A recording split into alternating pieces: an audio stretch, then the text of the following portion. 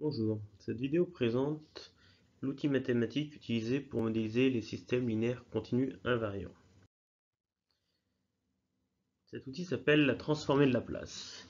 La transformée de Laplace est donc un outil mathématique qui nous permet d'associer à une équation différentielle, donc temporelle, un polynôme dans ce qu'on va appeler le domaine de Laplace, et donc d'associer aux solutions de l'équation différentielle des zéros de ce polynôme. Il est plus facile de manipuler mathématiquement des polynômes plutôt que des équations différentielles, et donc cela nous permettra de résoudre des équations différentielles d'ordre supérieur à 2, chose que nous ne savons pas très bien faire dans le domaine temporel.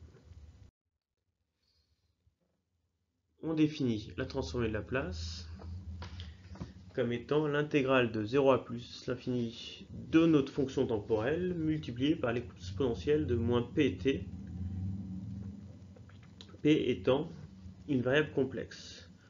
On note généralement les fonctions temporelles avec des lettres minuscules et leur transformée de Laplace avec des lettres majuscules.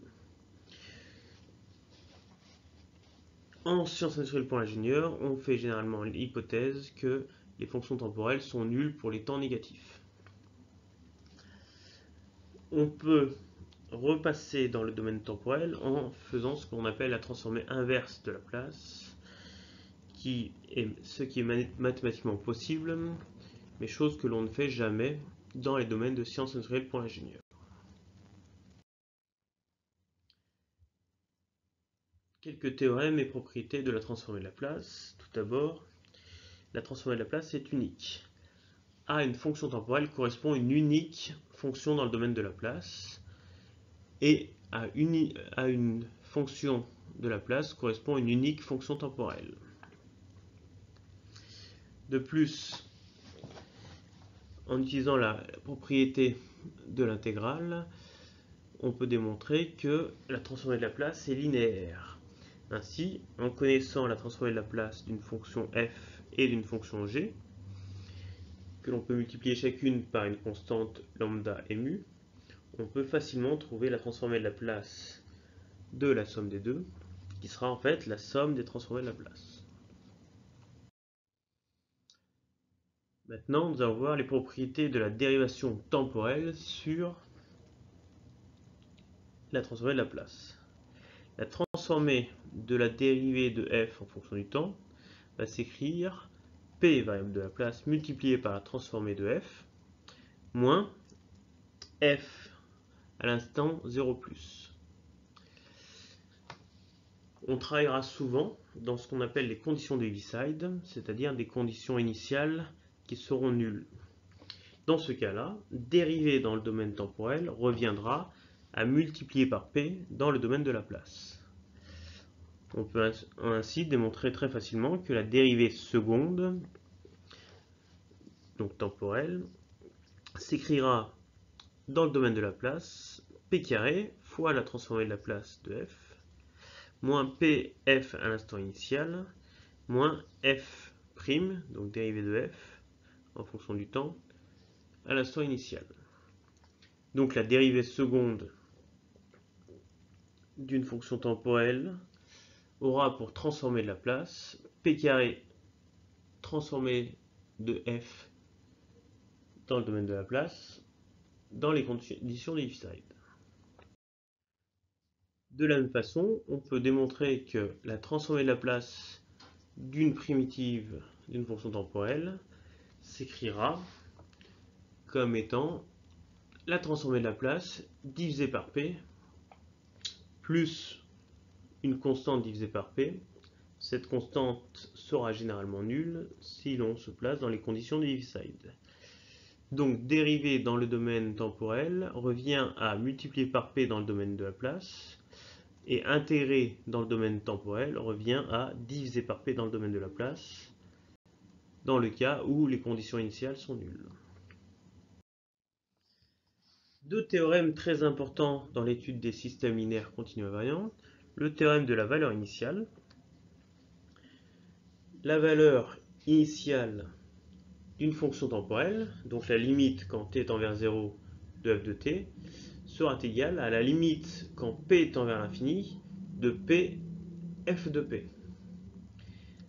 Alors, ce théorème est valable lorsque le degré du numérateur de f de p est égal ou inférieur au degré du dénominateur de cette fonction. De la même façon, il existe un théorème de la valeur finale.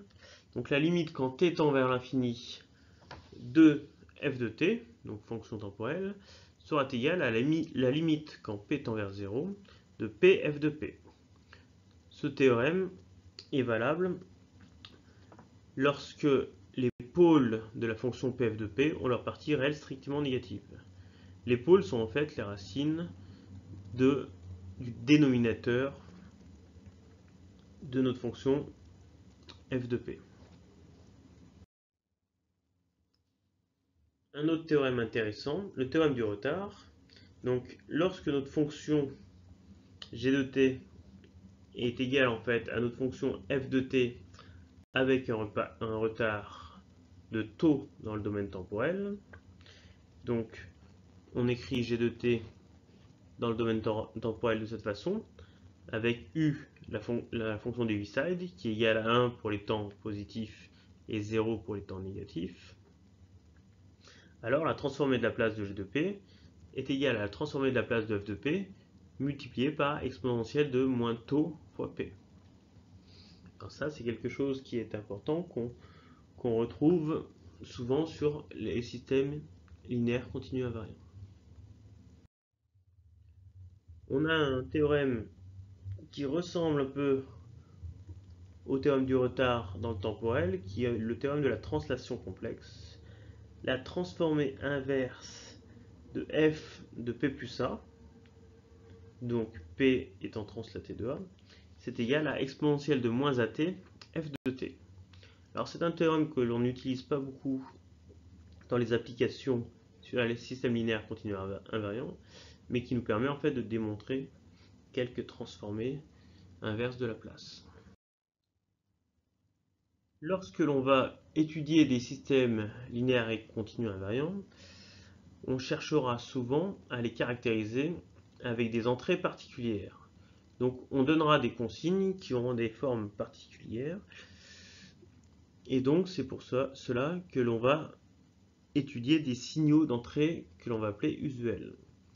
Alors en premier lieu, le Dirac, qui est en fait une fonction mathématique, donc qui est physiquement impossible à réaliser, va nous permettre de représenter les réactions d'un système à une perturbation brutale et passagère. Le Dirac, c'est une fonction mathématique qui a une amplitude infinie sur un temps nul. Donc, on définit une fonction f de t qui a pour amplitude 1 sur t0 et on fait tendre t0 vers 0. La transformée de la place du Dirac est égale à 1. On appelle réponse à l'impulsion unité la réponse d'un système à un Dirac. Alors, une entrée qui est couramment utilisée pour caractériser le comportement d'un système, c'est l'entrée échelon. La fonction échelon, qui est en fait la fonction d'Heaviside, est une fonction qui est nulle sur les temps négatifs et égale à 1 sur les temps positifs. La transformée de la place de l'échelon unitaire est égale à 1 sur p. On utilisera souvent des échelons pour caractériser le comportement d'un signal. Alors parfois des échelons unitaires et parfois des échelons d'amplitude différentes de 1. Pour un échelon d'amplitude A, la transformée de la place sera donc égale à A sur P.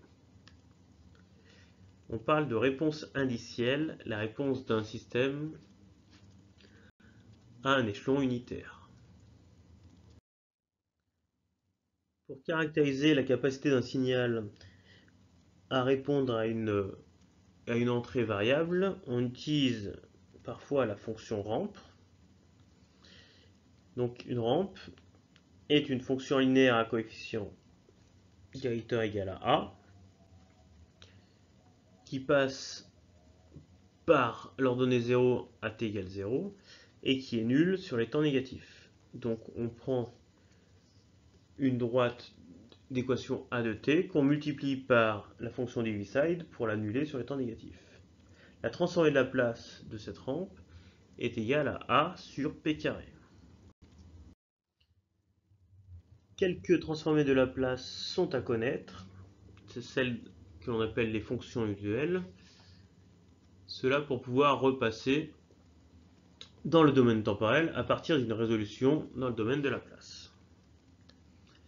Ainsi, il faut connaître la transformée de Laplace des entrées usuelles, le Dirac, l'échelon, la rampe, mais aussi les polynômes, l'exponentielle et les sinus et le cosinus. On verra que le sinus amorti et le cosinus amorti peuvent être intéressants à connaître dans la suite du cours.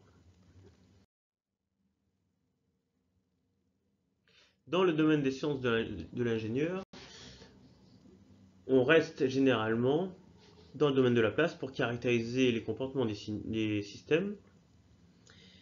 Si l'on veut repasser dans le domaine temporel, il faut alors décomposer nos fonctions dans le domaine de Laplace en éléments simples. Si on a une fonction de Laplace h de p, donc qui est sous la forme d'un numérateur en p et d'un dénominateur en p, on peut décomposer, donc factoriser le dénominateur en éléments simples du premier degré ou du second degré, donc avec des racines réelles ou des racines complexes. Une fois que l'on a factorisé notre dénominateur, il existe un théorème mathématique qui nous dit que cette fonction h de p peut s'écrire comme une somme de fractions avec des dénominateurs de degré 1 ou de degré 2. Et ces éléments simples, donc, vont pouvoir être transformés pour repasser dans le domaine temporel à l'aide du tableau vu précédemment. Voilà, c'est tout pour cette définition de la transformée de Laplace, ses théorèmes associés et ses caractéristiques.